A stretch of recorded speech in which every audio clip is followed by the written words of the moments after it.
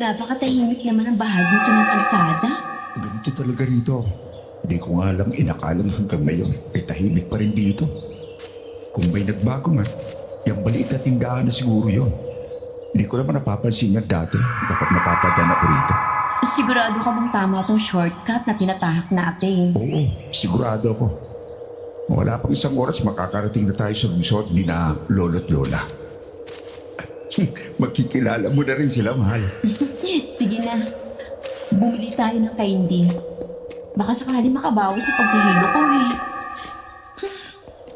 Pasensya ka na talaga ha, Alex.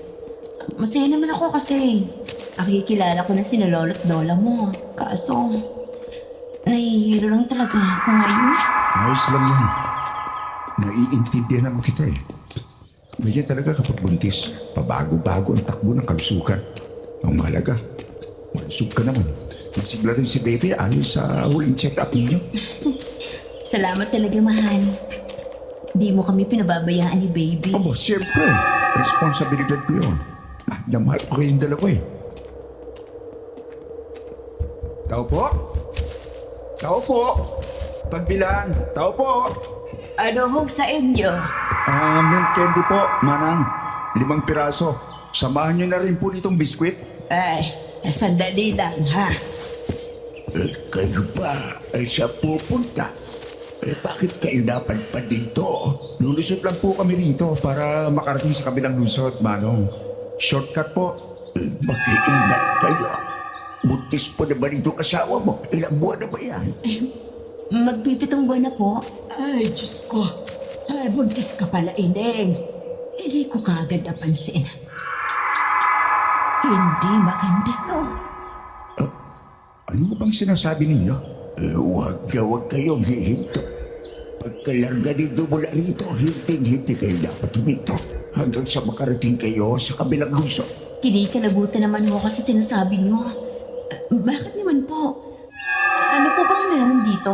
Basta, makinig na lang kayo sa asawa ko. Tuloy-tuloy kayong magpatakbo. Huwag kayong huminto. Kung pwede, bilisan ninyo hanggat kaya. Pasensya na po. Pero hindi makabubuti para sa asawa ko ang mag-alala eh. Nakakatakot po kasi ang sinasabi ninyo. Parang nagbabanta kayo. Hindi kami nagbabanta. Kami ay nagpapaalala lang ng maayos. Sandali lang ha. Hintayin niyo ako rito. May ibibigay ako sa inyo. Hindi na po, Manong. Kailangan na namin umalis. Pero kailangan niyo ito. Lalo na yung asawa mo. Hindi na po. Mauna na po kami. Janelle, halika na. Umpik na tayo sa kotse. Dali. Sige.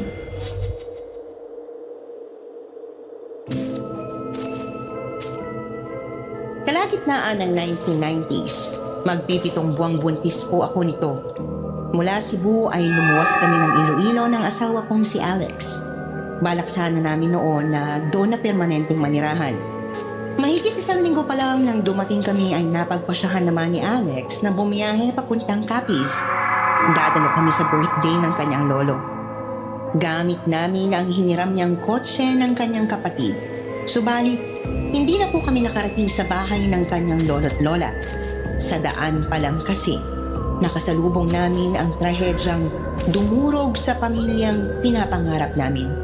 Trahedyang dinulot ng mga demonyong akala ko dati sa mga kwentong bayan lang umiiral.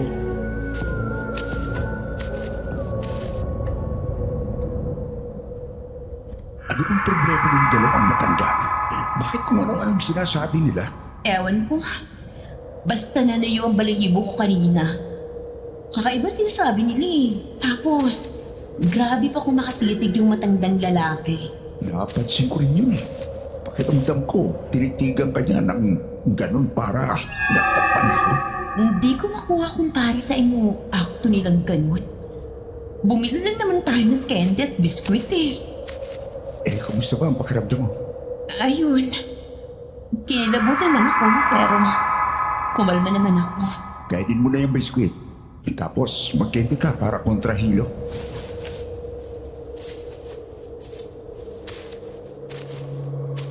Nagpatuloy kami sa biyahe. Doon sa shortcut na tinatahak namin papunta sa kinaroroonan ng lungsod ng lolo't lola ni Alex. Aspalto lang ang daanan yon pero patag naman. Hindi makakasama sa akin at sa dinadala ko. Binuksan ko ang isang pakete ng biskwit at nagsimula akong kumain.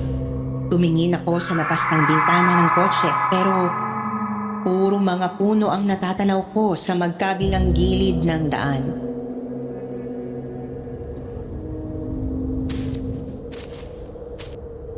Ganito ba talaga rito, Alex? Puro puno? Wala pa halos mga tao at kabahayan. Oo, mahal. Pero ligtas naman dito eh. Halos walang na-accident ng sasakyan. Maliban siyempre, kung pabayaan yung nagmamaneho. Hindi kasi ganoon. Ibig kong sabihin, parang nananayo ang balahibo ko kakatitik sa kakahuyan. Nakakatakot talagang tingnan yan. Kaya mas mabuti pa, huwag ka na lang tumingin sa labas ng bintana. Relax ka lang dyan, okay?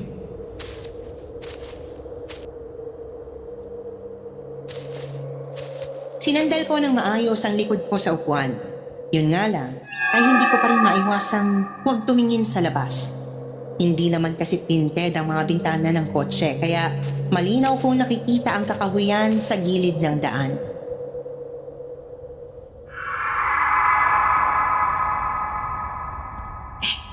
May dalawang tao. Nasa ilalim ng isang puno. Hinahatid pa nila ng tingin tong sasakyan?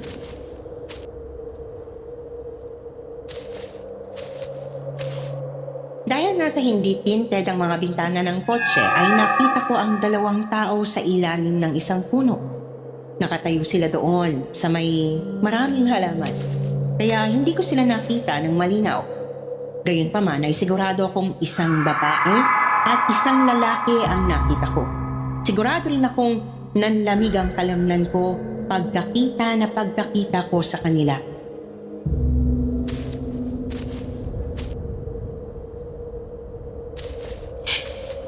Ano ba naman to? Kung ano-ano lang naiisip na nararamdaman ko.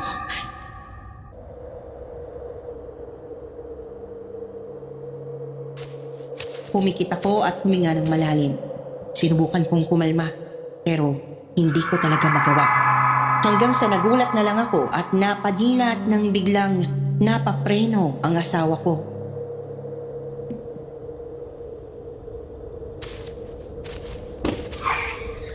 Ano nangyari? Aso ba yun? Oo, kasi yun. Bigla daw sumulpot sa gitna ng daan. Hindi ko alam kung saan ang galing yun. Nasagasaan mo ba? Parang nasagasaan ko nga. Huwag ka nalang bumaba para tignan. Bakit naman? Hindi kasi talaga magandang kutob ko, Alex. Kanina pa masama pakiramdam ko rito eh. O siya, sige. Tutuloy na tayo. Nakakapikon talaga yung dalawang matandang yung kanina. Dahil sa kanila, sumama ang pakiramdam mo.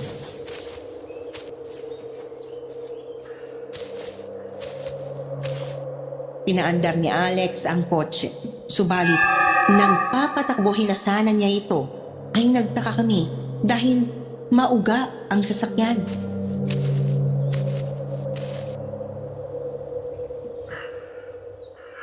Ano nangyari? Maayos naman ang takbo nito kanina. Mukhang may problema ang gulong. Teka, titingnan ko lang. Bilisan mo. Bumalik ka kaagad dito. Depende yan, mahal. Depende kung anong problema nitong kotse. Takot-tataka talaga eh. Ba't naging mauga bigla?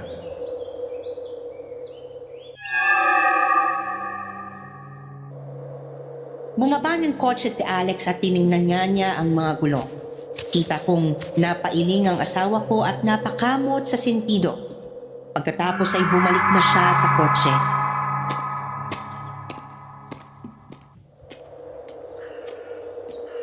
Ay, Diyos ko naman. Ba't nangyari itong kamalasan ito? Oh, ano bang nakita mo, Alex? Bakit napailing ka kanina?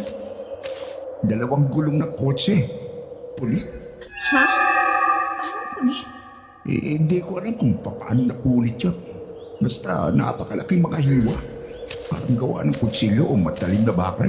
Pero diba, kung mapubutas yung mapupunit yan sa sabog yan, wala naman tayong narinig, diba? Ina mismo ang pinagtataka ko eh. Nagulat na lang tayo nang umuuga na ang takbo ng kotse.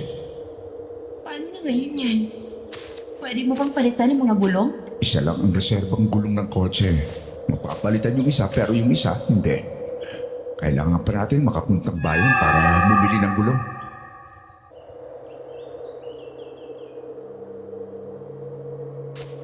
Napatingin ako ulit sa labas ng bintana. Alam ko kung gaano kalala ang problema namin. Nasa gitna kami ng sinasabing shortcut na yon. Walang ibang sasakyang dumadaan. Malamang aabutin pa kami ng ilang oras kung maghihintay. Napakalayo rin kung lalakad kami pabalik o kahit paabante, papunta sa kabilang lungsod. Iniligid ko ang mga mata ko hanggang sa may makita ako sa kakahuyan. Isang lalaki at isang babae. Pareho silang may katandaan na.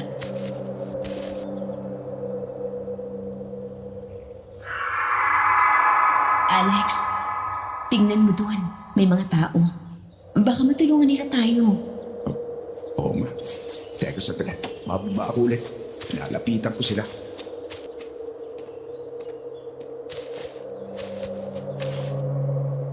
Bumaba nga si Alex ng sasakyan.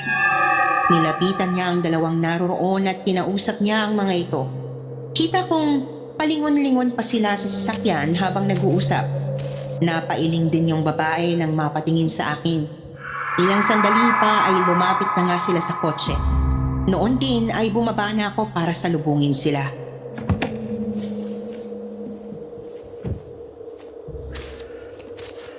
Oh, kumusta naging pag-uusap niyo? Tutulungan daw nila tayo, mahal. Sasamahan daw ako nitong si Mang Macario para makabili ng gulong. Ikaw naman, pwede ka raw munang manatili sa kanilang bahay. Hindi naman daw kalayuan mula rito. Yun nga lang, may sinasabi silang kakaiba. Kakaiba? Paano kakaiba? Delikado kayo sa lugar rito, Ineng. Lalo na yung dinadala mo. Po? Bakit naman po kami delikado? Ilang buwan na ba yung tiyan mo? Magpipitong buwan na po. Ay, nasa matinding panganib ka kayo, Ineng. Ano po ba kasi yung panganib na yan? Sabihin niyo na lang po. Hindi yung ganitong nanguhula ako sa gusto niyo sabihin. Kanina lang may dalawang matatanda rin na nagsabing may panganib sa lugar na to eh. Ano ba kasing kalokohang meron dito? Ineng, huwag kang mabibigla masyado. Baka kasi makasama sa dinadala mo. Pero kasi, may mga aswang dito. Aswang? Totoo yun. Pinupunterya nila ang mga buntis na eksaktong 7 buwan ang dinadala. Nagsimula silang manggulo rito. Siguro mga 4 o 5 buwan na rin. Ilan na rin ang mga napapatay nila. Kadalasan, yung mga napapadalang dito kasi nga shortcut. Alex, ano bang kalokohan itong pinagsasabi nila? Iyan nga ang sinasabi ko sa iyo. Kanina pa lang nang mag-usap kami, sinabi na nila sa akin yan. Huwag mong sabihin naniniwala ka sa kanila. Siyempre naman hindi. Pero, sa maniwala man tayo hindi. Isa lang ang sigurado. Sila lang ang pwedeng makatulong sa atin. Alam mo, matatagalan tayo kapag naghintay pa tayo ng ibang tao na mapapadaan dito. Kung sa bagay. Respeto na lang natin ang kanilang paniniwala. Isa pa, ayos na rin yung inaalok nilang tulong eh.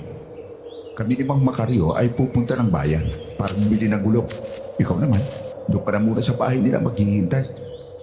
Naintindihan namin kung hindi kayo naniniwala sa amin.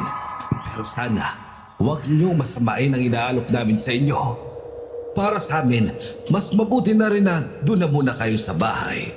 Ligtas ka ron sa aswang man o sa mga masasamang loob. Tsaka magluluto na rin ako ng tinola para naman malamna ng mainit na sabaw ang tiyan mo. Nako, nakakahiya naman po kung maaabala ko pa kayo. Huwag mong alalahanin yon. Maliit na bagay. Sige lang, lumakad na tayo.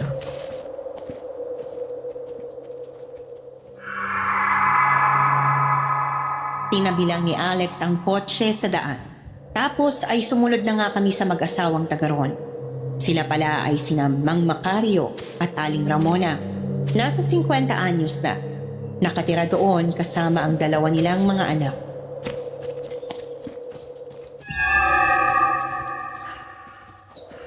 Malapit na po ba ang inyo rito, Mang Macario? Sobrang lapit na. Huwag kayong mag-alala. Makakapagpahinga na itong si Jamela. Oo nga pala, Alex Iho. Babaya, maglalakad lang tayo papuntang bahayan para bumili ng gulong. Ayos lang ba sa'yo yun? Pero makakasakay naman tayo ron pabalik dito. Ayos lang po, Manong. Kaya ko namang maglakad ng 1 oras mahigit eh. Sinabi niyo kaninang may mga matatanda kayong nakita. Ito ba yung mag-asawang may-ari ng isang maliit na tindahan? Tapos merong bahay sa likod at may lumang owner jeep sa tabi. Sila nga po, Aling Ramona. Sabi nila, huwag daw kami hihinto kahit anong mangyari. Kasi daw delikado. Pero wala naman sila sinabi kung ano talaga meron sa lugar na to. Talagang hindi nila sasabihin kasi malakas ang hinala ng mga taga-ritong sila mismo ang mga aswang. Sila ang mga aswang? Gano'n na nga. Ang linya nila, huwag hihinto. Pero nag-aanyo silang malaking aso. Sumusulpot bigla sa gitna ng daan. Tapos binubutas nila ang gulong ng mga sasakyang may sakay na buntis. May aso nga pong bigla na lang sumulpot kanina sa gitna ng daan. Akala ko pa nga po, nasa kasahan ko eh. Kaya napahinto ako. Pero nung pinatakbo ko na ulit ang kotse, doon ko na napansin umuuga ang sasakyan. Nang tingnan ko ang mga gulong, ayun, punit ang dalawa. Nagtataka nga po kami kasi hindi naman sumabog yung mga gulong. At saka, wala naman pwedeng makapunit noon na nasa daan. Sinasabi niyo po bang ang aso niya ang dumali sa mga gulong namin? Yun na nga. At ang aso niyo na isang aswang na gustong biktimahin ang asawa mo. Mabuti na lang talaga at satong nasa malapit kami.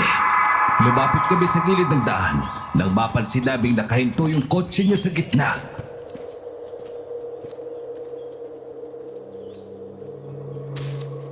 Hindi ko may tatangging kinikilabutan ako sa tinakbo ng usapan namin noon. Hindi ko nga mapigil ang sariling mapatingin sa paligid habang naglalakad. Kita kong nasa isang kakahuyan nga kami. May makipot na daan naman pero makapal na halamanan at damuhan sa magkabilang gilid. Napakalaki rin ang mga punong naroroon. Tuloy ay naisip ko kung anong mga hayop o nilalang kaya ang nagtatago sa paligid.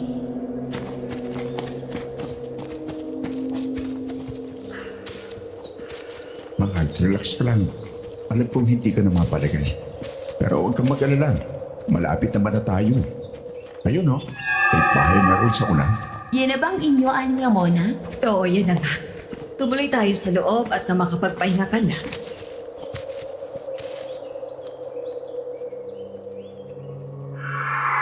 Gawa sa kahoy ang 2 andanas na bahay ng mag-asawa. Sarado ang mga tablang kahoy na tumatakip sa mga bintana ng ikalawang palapag.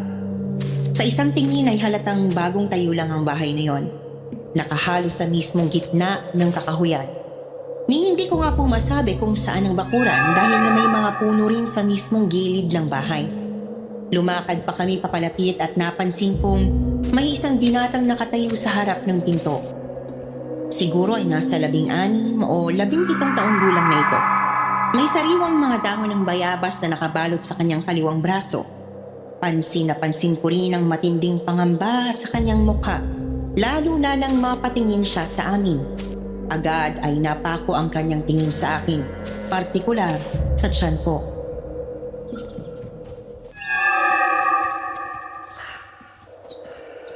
Nay, may kasama po kayong... Sina Gemela at Alex. Nasiraan kasi sila ng kotse kaya inalok namin ng tulong. Alex, Gemela. Ito nga pala si Aris, ang bunso naming anak. Kumusta, Aris? Magandang hapon sa'yo. Tulong? Anong tulong? Kailangan kong sabahan itong si Alex na bumili ng gulong sa bayan. Hindi naman pwedeng maglakad ng malayo si Jamela kasi nga buntis. Hindi rin pwedeng doon lang siya sa sinasakyan nila. Kaya sinama namin dito para naman makapagpahinga siya ng maayos. Hindi. Hindi kayo dapat. Sabahan mo ka muna ako ron sa likod. Maghahanda muna ako bago kami umalis nitong si Alex. Sige po.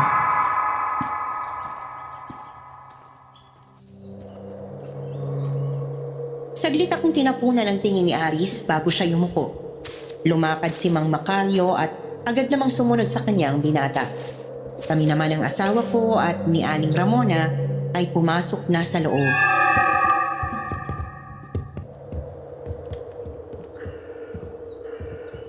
Ayos na po ba si Aris, Aling Ramona? Bakit parang nag-alala siya nang makita ko? Nagulat lang yun kasi nga may buntis dito sa amin. Ayun nga, May banda ng aswang sa paligid. Kaya rin siya kinausap ng kanyang tatay sa likod bahay kasi tuturuan siya kung anong gagawin para hindi tayo guluhin ng mga halimaw ngayong gabi. Napano naman po yung braso niya. Parang malaking sugat po yung tinakpan ng daang nagbayabas eh. Nadulas kasi siya kanina habang nangangahoy. Nasugatan ng tumama sa ugat ng isang puno. Pero ayun nga, huwag niyo siyang alalahanin. Ayos lang ang anak niyo. Pasensya na po, Aling Ramona ha, pero may itatanong pa po sana ako. Di ba sabi niyo ho, 2 anak niyo? Oo. Si Alice ang bunso at si Feli ang panganay. Nasa taas si Feli ngayon. Nasa kanyang kwarto. Bihira kasi lumabas yun eh. Lalo na ngayong may bisita kami. Mailap siya sa mga tao. Mahiyain kasi. Ganun po ba? O siya, sige na. Sasamahan kita sa pagpapahingahan mong kwarto.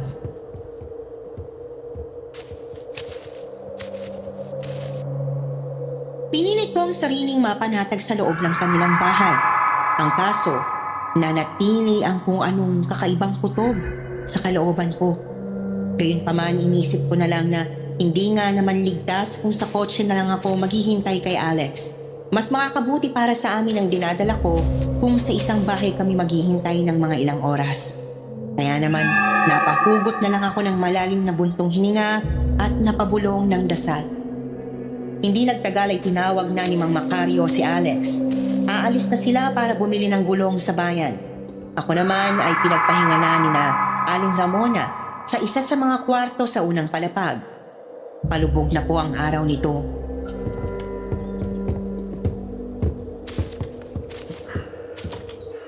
Dito ka na muna, Jamela.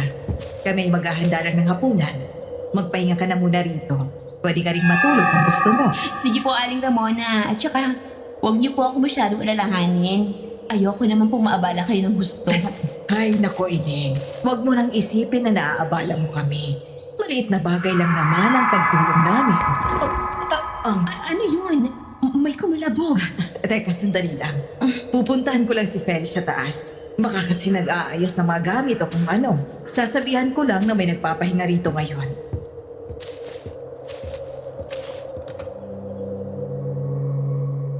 Iniwan nga ako sa kwartong iyon ni Aling Ramona. Tuloy-tuloy pa rin ang pagkalabog mula sa ikalawang palapag. Kinakabahan man, ay pinili ko na lang na maupo sa kama na naroroon.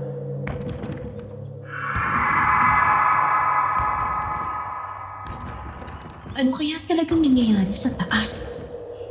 Bakit tuloy-tuloy ang mga kalapok? Kala mo may nangangalampang ng tingting. Sa higop pinto nila dun eh.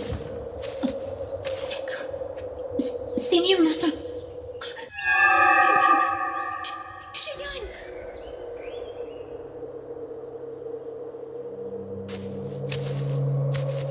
Habang pinapakinggan ng mga kalabog ay napatingin ako sa labas ng bintana ng kwarto. Napadako ang tingin ko sa kakahuyan at doon ay nakita ko ang isang matandang lalaki. Ang parehong matanda na nakita namin ni Alex doon sa nadaanan naming tindahan. Nakatitig siya sa bintana ng kwartong kinaroroonan ko.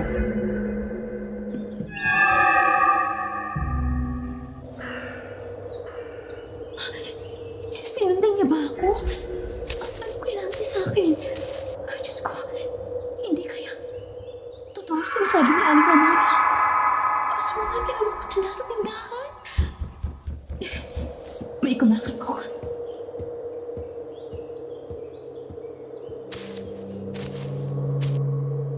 Agad akong tumayo at lumapit sa pintuan. Subalit, bago ko pa man mapagbuksan ng kumakatok, ay bumukas na ang pinto.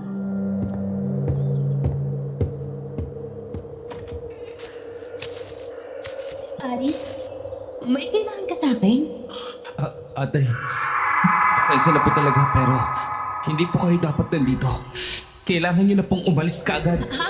Bakit? Basta po, makinig na lang po kayo sa akin. Umalis na po kayo. Pero, kailangan ko paghintayin ng asawa ko. Hindi ako pwedeng umalis na mag-isa. Ate, wala na po. Oh, Alice, bakit ka nandito? Anong ginagawa mo rito? Yung pinababantayan kong niluluto, kumusta na? Tinitingnan ko lang po kung ayos lang si ate rito na eh. Sige po, babalik na po ako sa kusina.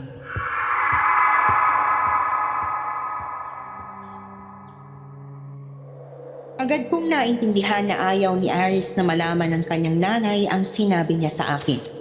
Nagtataka man ay pinili ko munang sabayan ang kakaibang inaakto ng binata. Alam ko na kasi noong kailangan ko ang mag-ingat sa lugar na yon, lalo pa at hindi ko kilala ang mga kasama ko.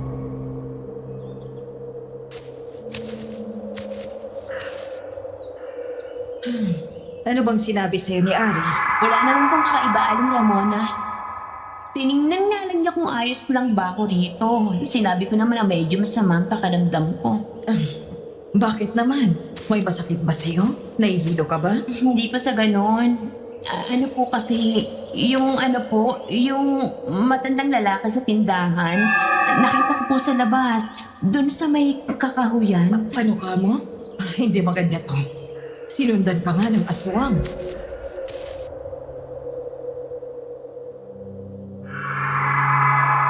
Halatang-halata ko ang pagkabahala sa mukha ni Aling Ramona. Muli niya akong pinapasok sa kwarto.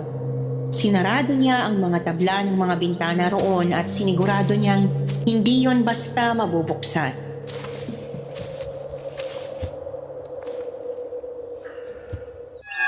Tandaan mo, Jamela. Ano man ang mangyari ay hindi ka dapat magbubukas ng bintana. Maliwanag? Masyadong mapanganib. Pero huwag kang mag-alala. Kami ni Aris ang bahalang magbantay sa iyo. Aling Ramona, matatagalan pa po ba si na Alex? Mga anong oras po siya makakabalik dito? Halos 1 oras din kung lalakarin ang bayan mula rito. Swerte kung may makita silang sasakyang mapadaan. Pagkarating ng bayan ay maghahanap pa sila ng mabibilhan ng gulong. Tapos pabiyahe pabalik dito. Kaya sa tansya po, baka alas 7 o alas 8 ng gabi sila makakarating. Hindi na po kasi talaga ako mapalagay dito eh. Palagay ko po, hindi na kami ligtas ng tinadala ko kahit dito sa loob ng bahay ninyo. Nasundan niya ako hanggang dito. Hindi malabong humanap siya ng paraan para makapasok. Naiintindihan kita, Ineng. Ganito na lang. Doon ka na muna sa may kusina maupo. Mabuti na yon para kasama mo kami.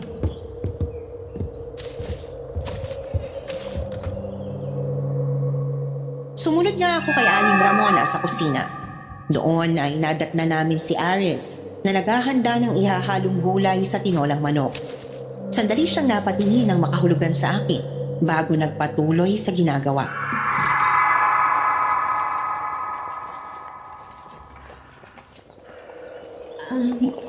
Aling Ramona, bakit wala po yata ako napapansing mga pampalasa sa mesa ninyo? O walang asin, sibuyas o kahit paminta man lang? Hindi kasi kami naglalagay ng mga ganon kapag naluluto kami. Pero huwag kang mag-alala. Sinisigurado ko sa iyong masarap ang hapunan natin.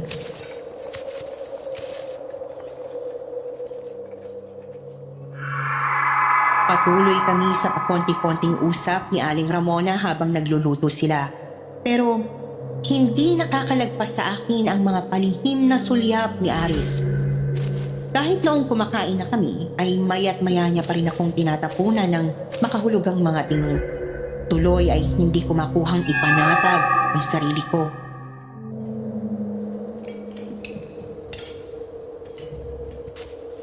May problema ba, Jamela? Ha? Palata ko kasing kanina ka pa hindi mapalagay. Hindi ba masarap ang tinola? Naku, masarap naman po! Iniisip ko lang talaga kung kailan makakabalik si Alex. Huwag mong masyadong alalahanin ang asawa mo. Malapit na silang makabalik. Ang isipin mo, kailangan mong kumain ng maayos at magpahinga. Sino po siya? Oh, Feli! Andyan ka na pala. Pabutit mukhang maayos ka na. Halika na, kain na. Siya po ang panganay niyo? Oo, siya nga. Pagpasensyahan mo na siya, Ining. May diferensya kasi ang kanyang pag-iisip. Pasensya kung hindi ko agad sinabi sa'yo. Alam mo na, sensitibong usapin kasi.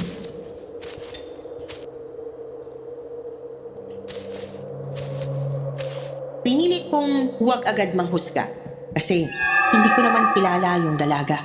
Pero wala po talaga eh. Halata ko talagang may mali kay Feli. Hindi lang siya simpleng dalaga na may problema sa isip. Napakatalas kasi niya kung makatitig sa tiyan ko. Tapos, kakaiba pa ang ngisi. Ngisi na parang may binabalak na kung ano.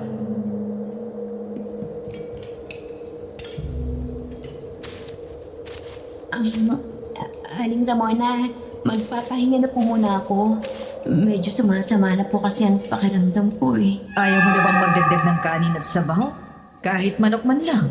Meron pa naman. Nako, hindi na po.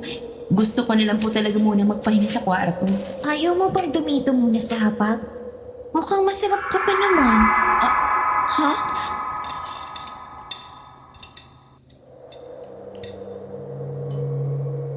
Pakiramdam ko ay sinapak ako ng matinding kilabot sa narinig. Lalo pa at nanatili pa rin nakapako ang mga mata ni Penny sa tiyan ko. Pansin ko rin naglalaway siya at dinidilaan pa niya ng konti ang kanyang mga labi.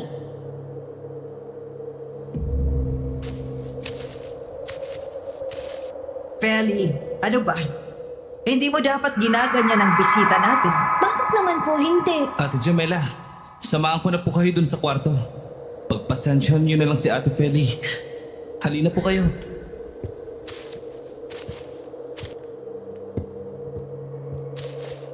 Sinamahan nga ako ni Aris papuntang kwarto. Pero kahit nung tumalikod na ako, ay ramdam ko pa rin ang matalas na titig sa akin ni Feli.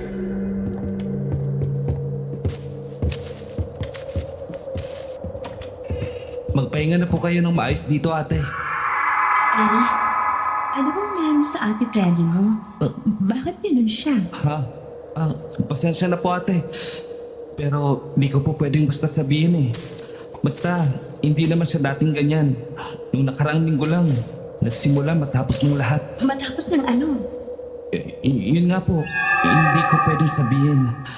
Pasensya na po talaga. Yung sinabi mo kanina, tungkol saan ba kasi yun? Tsaka, bakit pa na yung makahulog yung sulyap mo sa akin? Isa lang po ang masasabi ko, ate. Kailangan niyo pong makaalis dito. Kailangan niyo pong makatakas. Hindi kayo ligtas dito sa bahay namin. Ang totoo, gusto ko kayong tulungan kaso hindi po pwede. Pasensya na po talaga. Patawad po.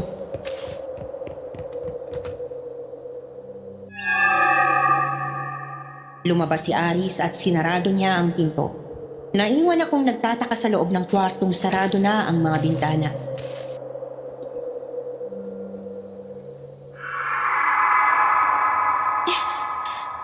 Ayoko na talaga dito. Masyado nakakailangan itong bahay na to eh. Alex, nasan ka na ba? Alis na tayo dito. Ayoko na dito. Ay, Diyos ko. Natatakot na talaga ako.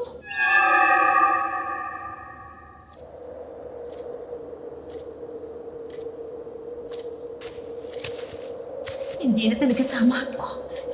Imposible namang hindi pa makakabalik si Alex ng ganitong oras. Napakasama talaga ng kutob ko. Nasaan na ba kasi yung taong yun?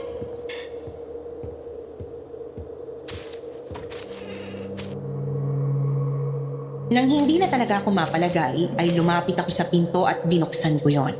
Sumilip ako. Napakatahimik sa labas. Naisip kong siguro ay tulog na ang mga tao. Lumakad ako palabas ng kwarto at pumunta ng sala. Maging doon ay tahimik din. Pero napansin kong may tao sa labas. Kaya naman lumapit ako doon. Sumilip ako sa siwang ng saradong bintana. At nagulat ako nang makitang naroroon si Mang Macario. Kausap niya si Aling Ramona.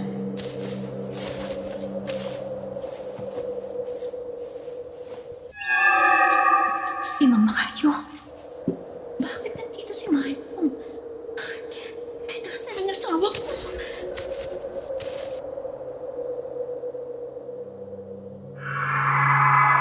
Gustong-gusto ko nang lumabas noon at tanungin ang lalaki. Pero may bumubulong sa kalooban kong makinig na muna sa kanilang usapan. Yun nga ang ginawa ko. Piniin ko ang tenga ko sa kahoy na dingding at nakinig.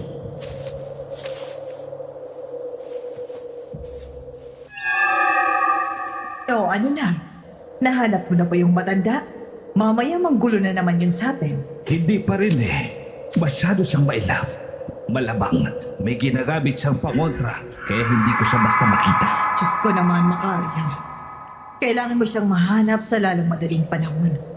Siguradong makakasagabal na naman yun sa atin. Huminahon ka nga muna. May pagkain naman tayo rito. Kung tama ang tansya ko, bukas eksaktong 7 buwan na ang dinadala ng babaeng yan. Pwede na natin niyang katayin. Eh yung Alex, nailigpit mo na ba? Si Alex. Oo, tapos na. Naibak ko na rin ang dugo nun. Yun ang ipapainom natin kay Aris sa ritual. Pagsabihan mo nga pala yung anak mo. Nahuli ko kanina. Sinasabihan niya si Jamela na kailangan ng umalis. Talagang umaayaw pang maging aswang yung batang yan. Hayaan mo na. Akong bahala sa kanya. At isa pa, wala naman siya magagawa. Gigisingin natin ang kanyang dugong aswang sa ayaw at sa gusto niya. Hindi ito maaari. Sila ang aswang. Sila ang mga halimaw. Balak nila akong kainin. Si Alex, anong ginawa nila sa asawa ko? Anong ginagawa mo dyan? Penny, Nagulantang ako nang bigla na lang magsalita si Feli sa likod ko.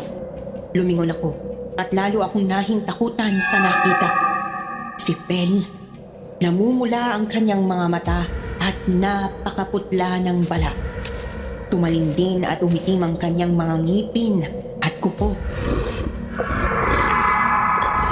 aswang! Kayo nga ang mga halimaw. Hindi. Anong gagawin mo sa akin? Lumayo ka. Napakasarap mo. Alam mo ba yon? Napakabango niyang anak mo. Isang araw pang hihintayin ko bago yan tuluyang mahinog. Pero, hindi na ako makapaghintay. Takam na ako. Aris! Halika na po ate. Kailangan mo na makalis dito. Pero, anak ka nila. Aswang ka rin, di ba? Halimaw ka rin. Kakainin mo rin ang anak mo. Hindi pa po ako aswang at ayoko maging katulad nila. Gusto ko lang manatiling tao. Ayoko maging demonyo. Ayoko maging tulad ni ate na pilit nilang maging aswang. Kaya sige na po, sumama na kayo sa akin. Tumakas na tayo rito sa impyernong bahay na to.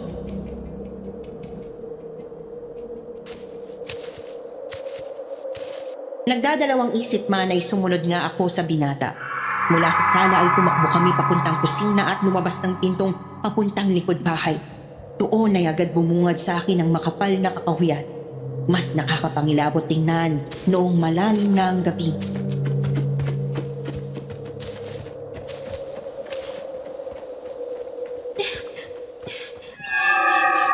Saan tayo pupunta? Paano natin sila matatakasan? Kailangan nating marating ang tindahan sa bungad ng dinaanan nyo. Hindi ba? Mga aswang din yung nandun. Hindi po yung totoo ate. Ang mga nakatira ron ay mga albularyo. Sila ang pumipigil kina nanay at tatay na makapambiktima ng marami.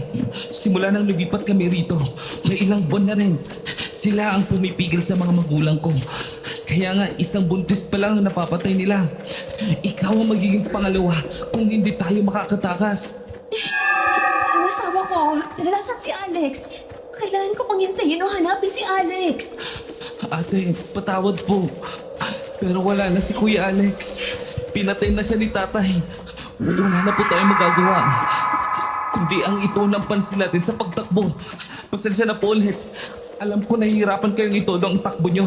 Pero kailangan nating... At saan kayo pupunta? Wisit ka talagang bata ka! Saan mo dadalhin yung pagkain natin? Oh, Diyos ko, nandiyan sila. Ate, bilisan niyo po. Sumunod tayo sa kakahuyan. Dali-dali akong sumunod kay Aris. Pinilit ko ang katawan ko kahit unti-unti nang sumasakit ang tiyan, balakang at mga hita ko. Kinakapos na rin ako ng hininga. Tuloy-tuloy kaming tumakbo hanggang sa may halamanan. Hindi ko na pinansin ang makakating mga dahon at matatalas na mga sangang dumadampi sa balat ko. Ang mahalaga ay makatakas ako at mailigtas kong buhay ng anak ko. Pansin na pansin ko nga lang na bumabagal kami dahil sa akin. Hindi ko kasi talagang magawang bilisan ng husto ang pagtakbo.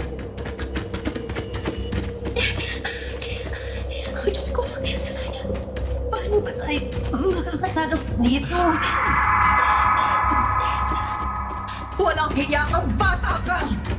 Ibalik mo rito yung hapunan natin! Bumalik kayo! Hindi na ako susunod sa inyo!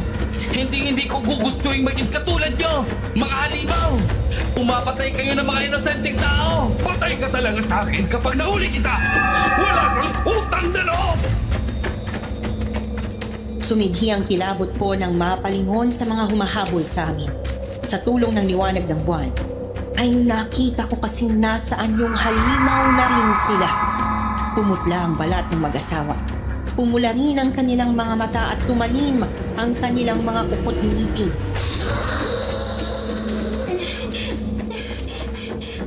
Doon. Mas maraming halaman doon. Ano tayo magtago? Sige po, bilisan natin ate. Tibayan niyo po ang loob niyo. Humanda kang utang na bata! Hindi! Mahahabol na nila tayo! Lubayan niyo sila, mga halimaw!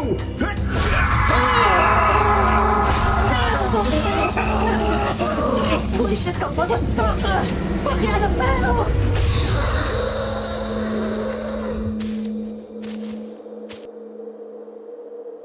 Noon ay mahahabol na kami ng mag-asawang halimaw. Konting-konti na lang kasi ay maaabutan na nila kami. Subalit, pareho kami nagulat ni Aris nang may taong sumulpot bigla mula sa halamanan. May sinabi siyang kung ano sa mga aswang, kaya napaaray sila at napahinto. Nilingon ko ang tao at agad kong nakilalang siya ang matandang lalaki sa tindahan.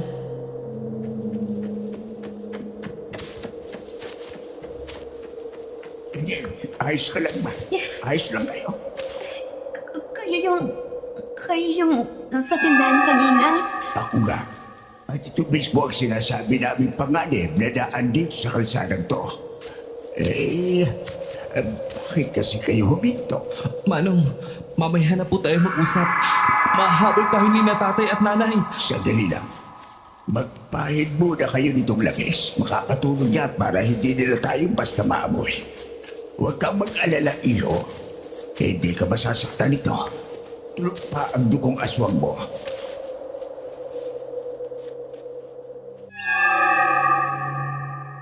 Sinunod namin ni Aris ang utos ng matanda. Nagpahid kami ng langis sa leeg at palapulsuhan namin. Kahit ang tiyan ko ay pinahiran ko rin ng konti. Pagkatapos ay agad na kaming tumakbo.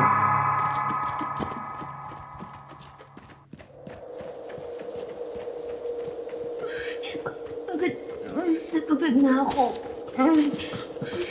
Ate, kayanin niyo po. Makakatakas tayo dito. Makakalayo tayo kina tatay. Doon tayo dumaan sa mas malamang bagay. Mabuti yan para marami tayong mapagtataguan. Hindi! Si ate! Nagising na si ate! Hinahabol na rin niya tayo! Sasabihin mo iyo, yung ate mo pa ay kailan lang naging aswang. Nung nakaraang linggo lang po. Hindi maganda to. Isa pa siyang bag-ong yanggao. Siguradong di pa yan kontrolado ang pagkahayop na sa laban.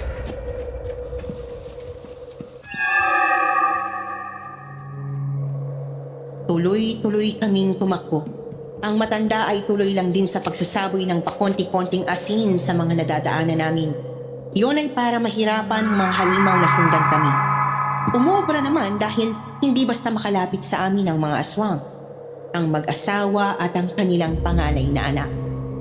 Ilang minuto sa pagtakbo ay natanaw ko na ang kalsada. Malayo pa ito, pero kita ko na roon ang nakaparada naming kotse. Ilang metro sa likod noon ay may isang owner-type jeep. Ang parehong jeep na nasa nadaanan naming tindahan. Tuloy-tuloy pa rin sa pagsasaboy ng asin ang matanda.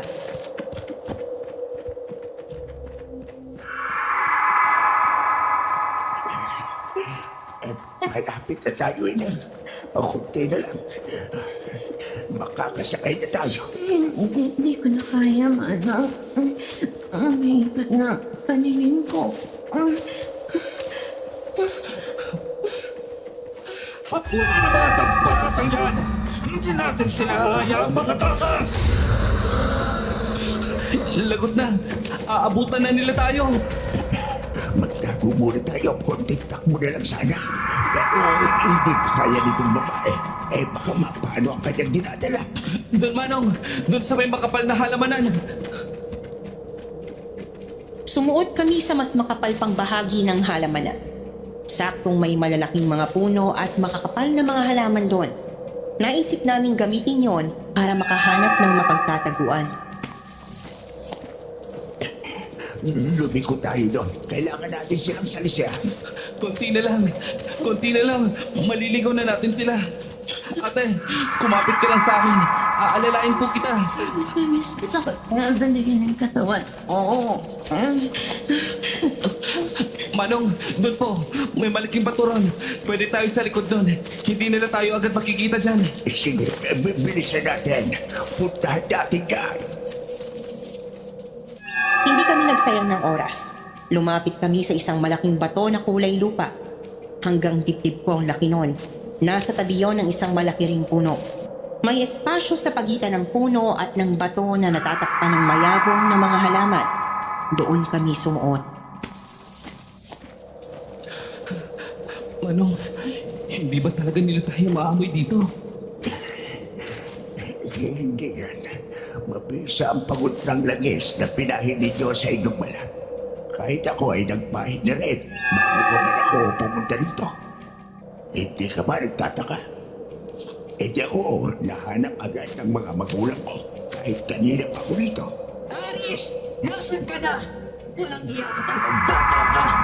Ilabas mo na kapuna natin! Magpakita ka na, Hangan! Bilisan mo na! Bago pa maubos ang pasansya ko sa'yo, Aris! Magsumiksik tayo rito ng maigi para siguradong hindi nila tayo makita. Mukhang galit na galit talaga sa akin sina tatay at nanay. Ano ba kasing nangyari, Aris? Bakit mo sinuway ang pamilya mo?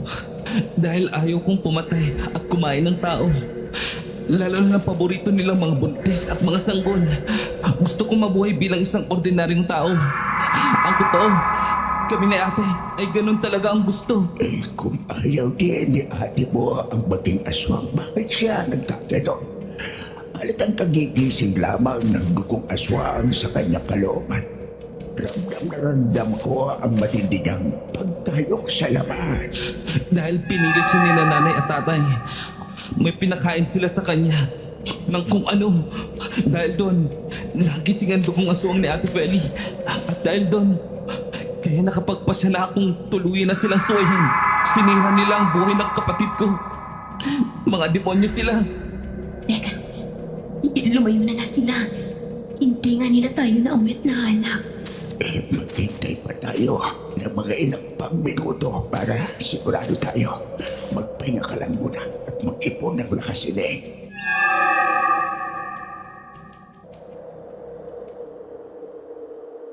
Nanatili nga kami sa pinagtataguan namin ng ilan pang minuto. Inipon ko lahat ng lakas na pwede kong ipunin para sa huling takbo na gagawin namin. Inilot-ilot naman ang bahagya ng matandang si Mang Danung ang tiyan ko upang mabawasan ang pananakit hanggang sa maging handa na ako.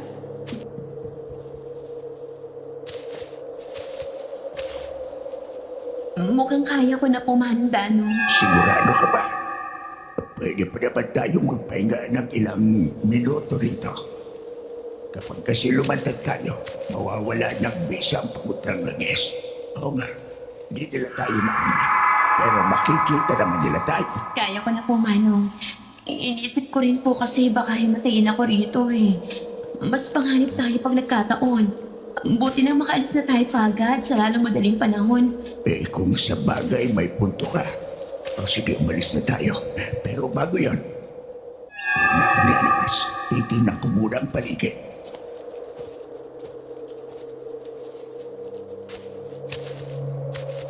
Lumabas nga si Mang Danung sa pinagtataguan namin. Kita kong nagpalinga-linga siya sa paligid. Ilang sandali pa ay sumenyas na siya sa amin ni Aris. Doon na kami tumayo ng binata, tsaka lumapit sa albularyo.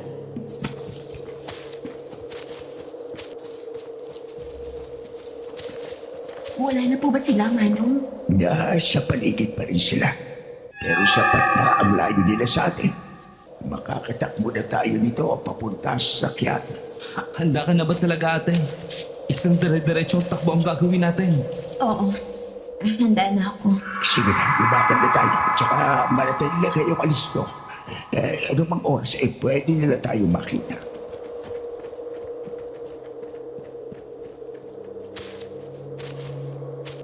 Maingat nga kaming tumakbo mula sa pinagtataguan namin. Lakad-takbo nga lang ang kaya kong gawin kasi hindi na talaga kaya ng katawan ko. Palingon-lingon din ako habang tumatakbo. Hindi kasi mawala sa isip ko ang pangambang baka makita kami ng mga halimaw. Tuloy ay abot-abot na ang panalangin ko sa kalooban ko.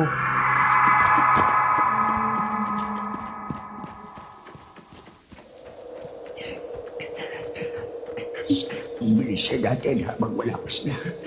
Siguradong na andyan lang sila sa paligid. Malaking problema kapag napansin nila tayo. Kayanin mo po, ate. Konti na lang, makakarating na tayo sa kalsada. Kaya ko to. Kakayanin ko to. Para saan ako?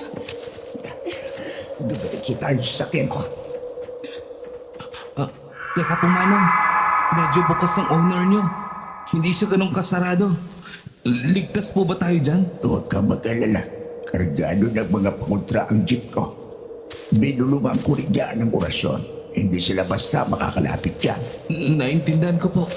Teka, sandali. Ano yun? Sapatos? Hindi tayo dapat matagalan. Halika na.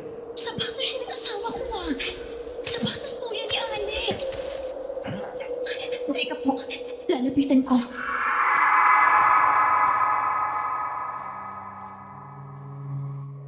Pakiramdam ko ay huminto ang puso ko nang makita ang sapatos na yon sa lupa. Klaro po yon, kahit medyo madilim. Kasi kulay puting rubber shoes po yon. Noon din ay hindi na ako nagdalawang isip kahit wala nang paglagyan ng kilabot at pangamba ko. Lumapit ako sa nakita kong sapatos.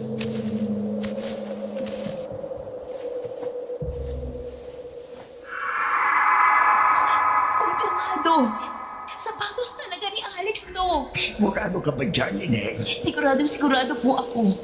Kasama niya ako nang binili niya ito at ako mismo ang pumili nito mula sa lagayan. Kung ganon, malabang na nasa malapit lang ang asawa mo. Ate, tingnan niyo po ron. Doon sa may damuhan.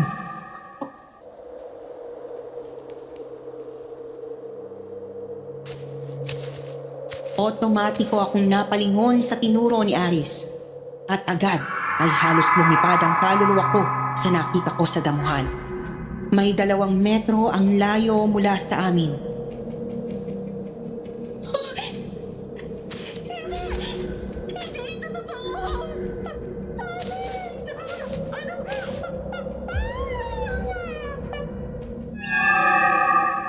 Hindi ko napigil ang sariling mapasigaw nang makita ang mahal kong asawa. Nakasalampak sa may damuhan. Wakwak ang tiyan. Nagkalat ang laman loob sa lupa. Pero wala maski isang patak ng dugo.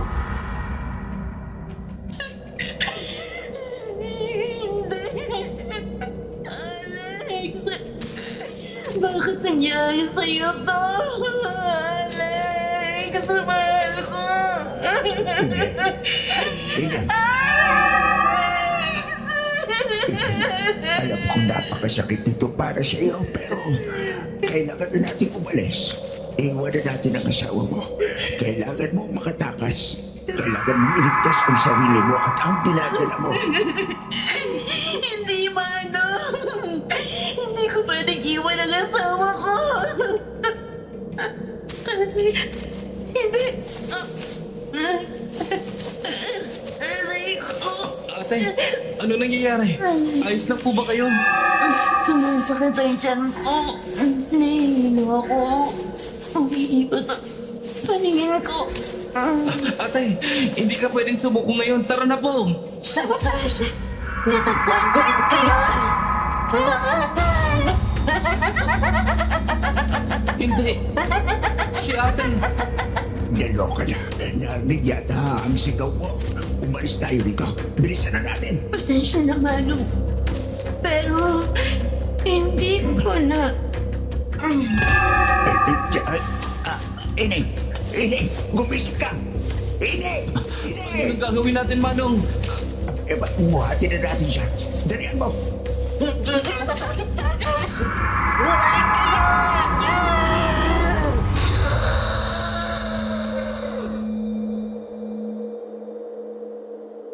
Hindi ko na sigurado kung ano ang mga sumunod na nangyari.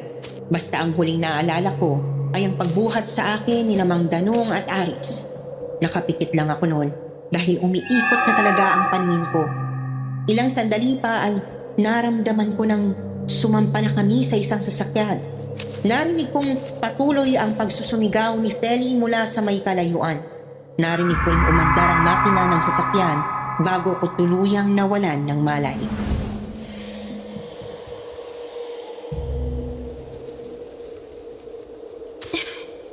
Nasaan ako? Bakit nandito ulit ako sa pinagtaguan namin?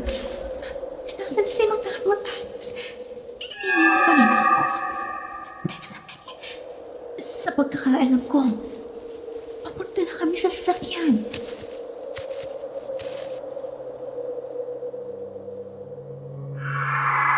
Nagulantang ako nang matagpuan ko ulit ang sarili ko sa pinagtataguan namin.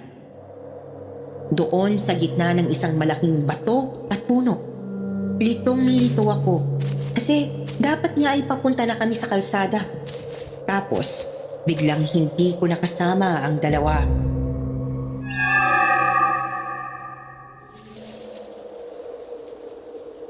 Oh, Diyos ko, anong gagawin ko? Paano ako makakataas? May mga karas ko sa damuhan. Ganun ba? Hindi malahin mula ito. Sila kaya yan. Ang magtatas pa. Nasaan ka na kasing babae ka? Lumabas ka na sa pinagtataguan mo. At nang hindi na tayo mahirapan, magpakita ka na. Ibigay mo na sa amin yung anak mo. Ang mga aswang. Sila nga yan. Hindi ito maaari. Baka makita nila ako. Alam kong nasa malapit ka lang. Hindi magtatagal himahan ka na rin namin. Kaya kung ako sa iyo, huwag mo nang patagalin pa ang paghihirap mo, Aman. Oh, Diyos ko po. Tanungin niyo po ako. Ilayo niyo po sa akin ang mga halimaw na yan. Iligtas niyo po kami ng tanong ko Panginoon. Isiniksik ko pang lalo ang sarili sa espasyong nasa gitna ng malaking bato at ng puno. Sinigurado ko ring natatabunan ako ng mga halamang naroroon. Ayun pa man, ay hindi ko pa rin maawat ang pagkalabog ng dibdib ko. Napakalalaki ng mga malalamig na butil ng pawis ko at nanunuyo na ang lalamunan ko. Alam na alam ko kasing hindi malabong matagpuan nila ako. Ano bang gagawin ko? Kailangan ko makatakas dito. Kailangan ko makaligtas. Para sa anak ko. Kailangan ko...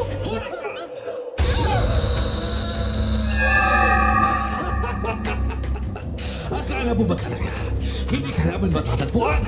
Akala mo ba talaga may pisang pangotra na matandang pakialaman? Bitawan mo ako! Pagkawalan mo ako! Lumayo ka sa akin, halimaw ka! Lumayan mo na ako! Umalis ka! Walang talab sa amin ang mga pangontra. Hindi ka na makakatakas pa. Hindi mo kami maiisahan. Dito ka na mamamatay. Isusunod ka namin sa asawa mo at gagawin namin masarap na hapunan ang anak mo! Hindi niyo masasaktan ang anak ko! Bitawan mo ako! Pagkawalan mo ako!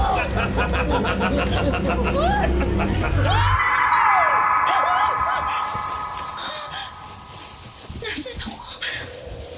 Aris! Ate, mabuti at nagising ka na. Kumusta na ang pakiramdam mo?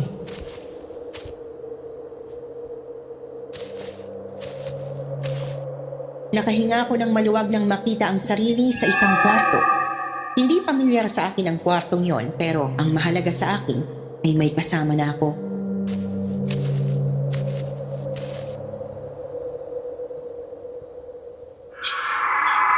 Medyo nahihilo pa rin ako. At medyo masakit pa rin ang tiyan at balakang ko. Pero, kaya ko naman na. Teka, nasan pa tayo? Nandito po tayo sa bahay ni Manong Danong at ni Aling Pedja. Kung ganoon, Nakatakas tayo. Opo, sandali lang po Tawagin ko lang po sila. Sabi po kasi nila, sabihan ko lang sila kapag nagkamalay na kayo. At saka, ito po, inumin niyo po itong tubig.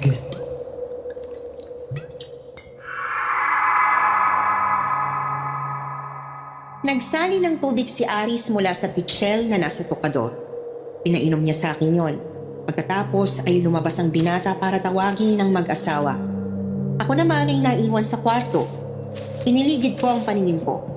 Pansin kong gawa sa kawayan ng dingding at karamihan sa mga gamit doon.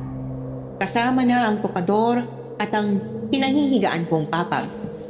Kahit ang sahig ay kawayan din. Ilang sandali lang ay pumasok na nga ang tatlo sa silid. Agad ay inasikaso ko ni Aling Pedja, ang asawa ni Mang Danung. Inilot niya ang tiyan ko.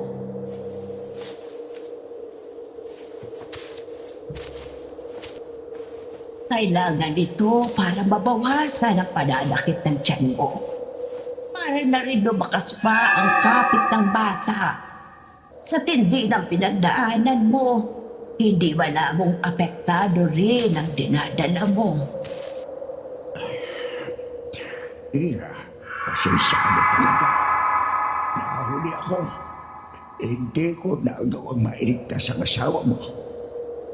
Kung sumunod lang sana ako agad sa inyo, baka napigilan ko pa ang mga aswang na kuluhin ang biyahe nyo. Huwag mo kayong humingi ng dispensa, Manong. Kasalanan po namin. Hindi po kasi kami nakinig sa inyo. Kung sana di na lang kami dumaan sa shortcut, hindi mangyayaring lahat ng to. Hindi naman kasi akalain ni Alex na may mga aswang pala doon. Ilang ulit naman na raw siya nakadaan doon dati. Yun ay dahil kakalipat lang po namin dito, ate. Ilang buwan pa lang kami rito. Ayun nga, at isa pa lang ang nabibiktima ni nanay at tatay. Sabihin mo nga, Aris, ano ba talaga kayo? Oo, mga aswang kayo. Pero ano ba talagang dahilan kung bakit yung ginagawa ang lahat ng to? Dahil lang po sa pagkain, ate. Ang lahi namin ay mga aswang na paboritong kainin ang mga dinadala ng mga buntis. Partikular na mga sanggol na eksaktong 7 buwan sa sinapupunan. Oh, Diyos ko. Mabuti na lang at hindi mo ginustong maging katulad nila. Dahil nga po gusto kong manatiling ordinaryong tao. Ayokong pumatay ng mga inosente. Ayokong maging isang halimaw. Ang kaso, iba ang gusto ni na tatay. Maghanap tayo ng isa pang buntis na eksakto 7 buwan ang dinadala. Mas maganda kung kasama pati ang ama ng kanyang dinadala. Gagamitin natin sila para gisingin ang dugong aswang mo, Aris. Tayo naman, ilang ulit ko ba kailangang sabihin? Ayoko maging aswang. Gusto ko manatiling ordinaryong tao. Bakit ba kasi ayaw mong maging aswang? Bakit mas gusto mong manatiling mababang uri ng nilalang? Aris, makinig ka naman sa amin ng tatay mo. Kapag naging aswang ka na, magiging mas malakas ka. Mas haba ang buhay mo. Dahil ayokong maging halimaw katulad nyo. Ayokong maging demonyo. Sumusobra ka ng bata ka! Makinig ka, Aris. Maging aswang ka sa ayaw at sa gusto mo. Susunod ka sa gusto namin. Ipagpapatuloy mo ang lahi nating mga aswang. Kapag hindi ka sumunod, papatayin ko ang ate mo! Napakademonyo mo talaga! Hayop! Naiintindihan kong mahal mo ang kapatid mo. Kaya ka sumusunod sa mga magulang mo, iho. Pero wala namang nagbago Naandun pa rin sa kanila ang ate Feli mo. Bakit naisip mo na ngayong tumiwalag sa kanila? Kasi po, hindi na yun ang ate Peli ko. Tuloy na siya naging halimaw. Pakiramdam ko, namatay si ate Peli. Nang pilitin nila siyang gawing aswang. Ang akin na lang ngayon, makalayo sa kanila. Huwag kang mag-alala, iho. Pagkatapos ng gabing to ay aalis na tayo dito. Balak na rin kasi namin lumuwas ng Negros. Isasama ka na lang namin at nang makapagsimula ka ng bagong buhay. Ang kailangan na lang natin gawin, manatiling buhay hanggang sa sumikat ang araw. Bakit, Manong? Hindi pa ba tayo ligtas dito? Hindi pa lubos ang kaligtasan natin. Oo, hindi sila basta makakapasok dito sa bahay namin dahil balot ito ng mga pangontra. Pero hindi pa sila sumusuko. Umaalig-aligid pa sila sa labas. Ramdam na ramdam ko pa sila, Ine. Kung pwede ka lang sanang ibiyahe agad ng malayo kanina ay ginawa na namin. Kaso hindi pa maayos ang kalagayan mo.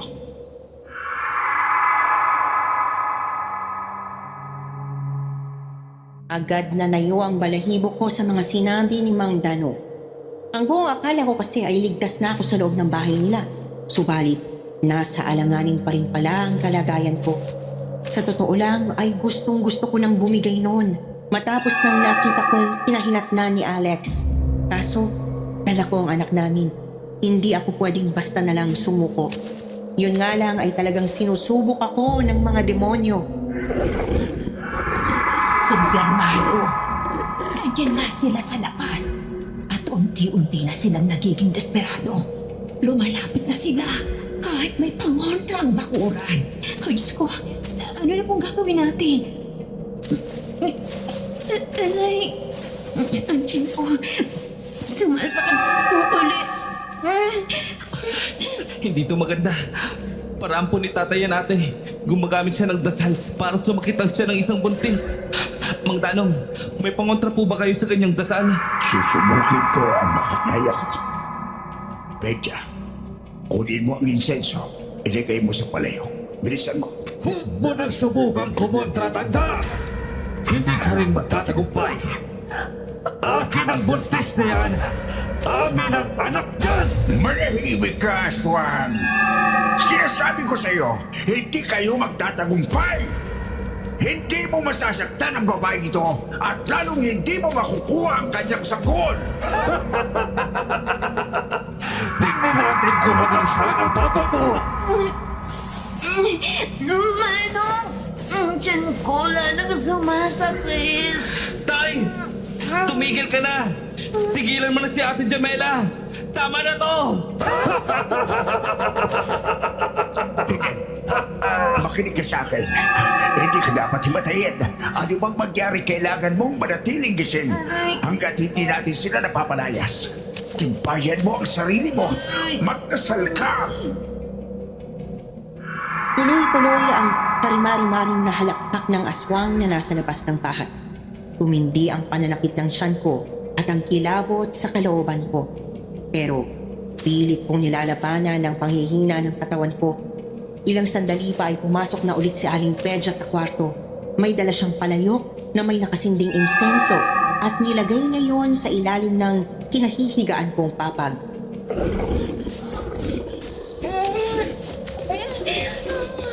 Danong, ako nang bahala sa kanya.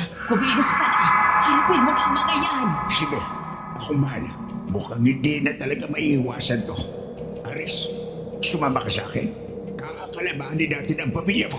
Opo, igaganti ko ang ginawa nila kay ate. Pero maaaring makahulugan ito ng kailangan mo ring patayin ang kapatid mo. Nakahanda na ako. Lumabas ng kwarto sina Aris at Mang Danu.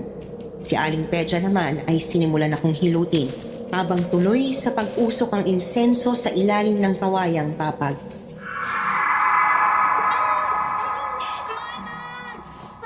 Masyado na akong masakit. Tiisin mo, Ine. Kailangan mong tiisin. Hindi ka pwedeng himatayin. Pigilan mo ang paglabas ng anak mo nang di pa oras. Hindi ako na po kaya. Mana. Ay, Diyos ko. Anak, huwag ka munang lumabas. Harapin niyo ako! Mga himaw kayo! Kung ayaw ninyong umalis, mapipilitan akong palayasin kayo!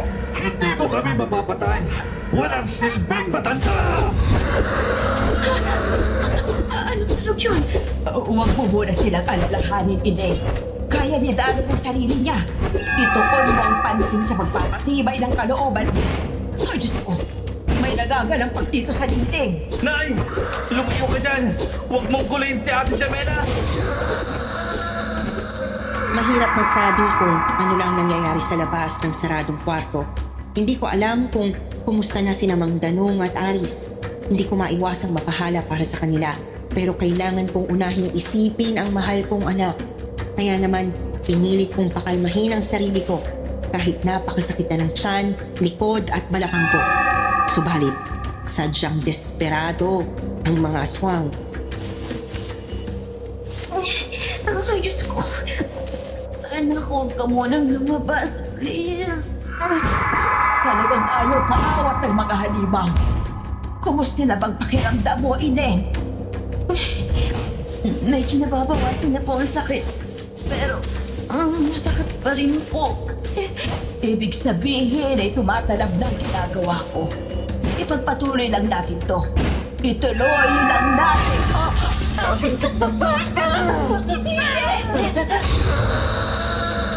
Nagulantang ako nang biglang mawasak ang kahoy na bintana ng kinaroroonan kong kwarto. Agad ay inilusot ni Feli ang kanyang ulo at isang braso para abutin ako. Pinilit niyang kumilos papasok sa loob. Kahit pa, kita kong umuusok ang kanyang balat nang madampi sa mga bawang na nasa hamba ng bintana.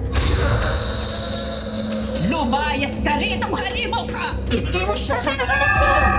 Akin ang sanggol! Akin na! Hindi mo makukuha ang ano ko, impacto! Talagang matigas ka, ha? Tunggain mo itong langis! Kaya pang matanda ka! Kung gusto mo noon ang mamatay, pagbibigyan kita! Hindi mo ako mapapatay!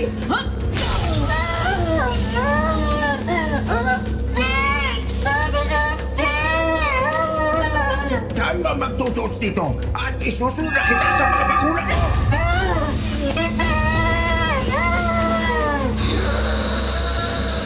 Muntik na akong makalmot ng aswang na si Feli. Mabuti na lang at mabilis na nakakino si Aling Bedja. Nasabuyan niya ng langis ang bunganga nito. Nang hindi pa rin to umalis, ay tuluyan ang dinasag ng matandang babae ang bote ng langis sa mukha ng halimaw. Noon din ay narinig kong sumigaw si Mang Danung sa labas. Tsaka nahablot paalis sa bintana si Feli.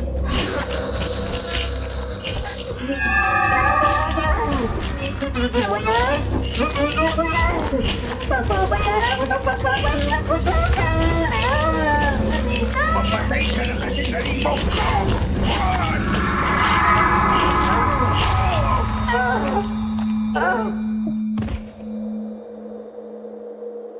Ano na pong nangyayari sa labas? Sugatan yung binata.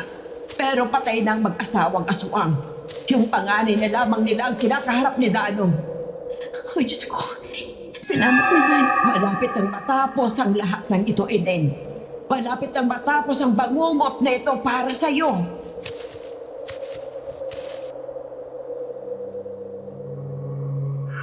Hindi nga po nagtagal ay hindi ko na marinig ang pagsusumigaw ni Feli mula sa labas. Kasabay noon ay unti-unti na rin nawala ng tuluyan ang pananakit ng tiyan ko. Subalit, dahil nga sa talagang naubos ang lakas ko sa mga nangyari, ay hindi ko na napigil ang sarili nang mawalan ulit ako ng malay. Tanghali na po nang magising ako.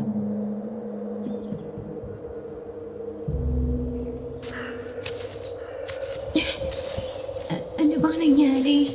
Ay, mabuti naman at gising ka na, Inen. Aling Pedya. Ilang oras po ba akong tulog? Mahaba-haba rin ang tulog mo. 2:00 na ng hapon. Ano bang pakiramdam mo ngayon? Nagugutom ka ba? Hindi na po masakit ang tiyan ko. Hindi na rin po ako nahihilo. Medyo nananamlay lang po ako. Ganun ba? Mukhang kailangan mo ngang kumain. Teka lang at ikukuha kita ng pananghalian.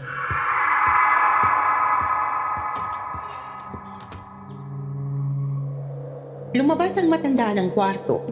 Naiwan akong tulalang nakahiga sa papag. Hindi manguya ng isip ko na talagang nangyari ang lahat ng dinanas ko.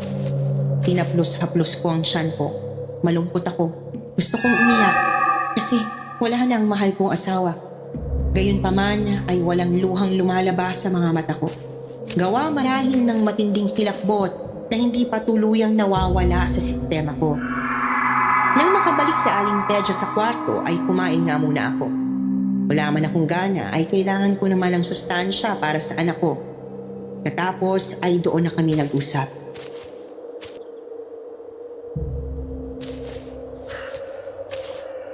Manang, ano na po bang nangyari pagkatapos kong himatayin? Patay na ang 3 aswang. Nagawa silang kapiin ang asawa ko at ng binata. Pagkatapos ay sinunog at binao namin ang kanilang mga bangkay. Dinasala namin ang kanilang libingan upang siguraduhin hindi makakapanggulo ang kanilang mga espiritu. Nasa na po si Mang Danong at Aris? Si Aris ay natutulog sa may sala. Si Danong naman ay tumawag ng mga pulis para tingnan ang bahay ng mga halimaw. Ha? Bakit naman po ginawa ni Manong yun? Para makuha natin ang bangkay ng asawa mo. Si Alex! Kailangan natin ng tulong ng mga pulis para maipaalam sa pamilya niyong dalawa ang sinapit niya, di ba? Pero syempre, hindi naman maniniwala ang mga pulis sa mga aswang. Kaya naisip na lang namin gumawa ng kwento. Palalabasin namin nakita ka ni Danong sa kalsada at nilulungan. Sinasabi mo kunwari na kailangan din ng tulong ng asawa mo. Siguro nga po mas mabuti kung ganon. Para naman mailibing ng maayos si Alex. Ano bang balak mo pagkatapos nito, Ineng? Babalik po akong Cebu. Nandun po kasi mga magulang ko. Hindi ko kakayanin manatili sa biniling bahay namin ni Alex.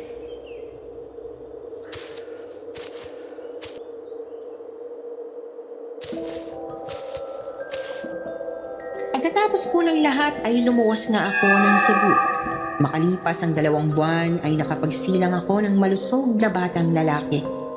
Nakatulong ang halamang gamot na nirekomenda sa akin ng mag-asawa upang kumapit pa ng 2 buwan ang dinadala ko. Huling balita ko naman po sa mag-asawa ay bumiyahe sila pa Negros. Sinama rin nila si Aris. Hanggang ngayon po ay nanatiling nakabaon sa kalooban ko ang tunay na nangyari sa liblib na lugar sa Capiz. Talagang pinanindigan ko po kasi ang pinalabas naming kwento ni na Aling Pedja at Mang Danong. May mga masasamang loob na humarang sa sasakyan namin ni Alex at sila ang pumatay sa kanya.